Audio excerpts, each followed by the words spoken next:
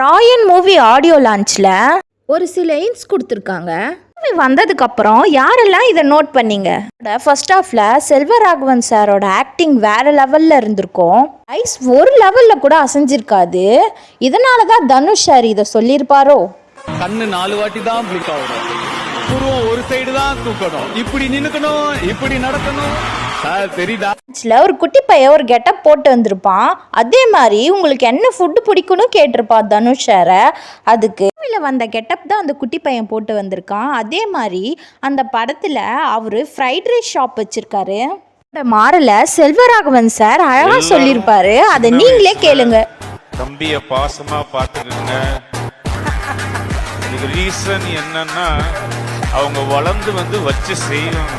இந்த சாங்கை நம்ம எல்லாருமே லவ் சாங்னு தான் நினைச்சிருப்போம். ஆனா தனுஷ் நம்மளுக்கு ட்விஸ்ட் கொடுத்து இது சிஸ்டர் சாங்கா மாத்திருப்பாரு.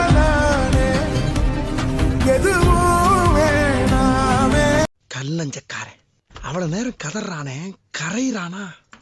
அது சரி, எல்லாருமே நம்மள மாதிரியே இருப்பான்னு நினைக்கிறது மகா முட்டாள்தான்.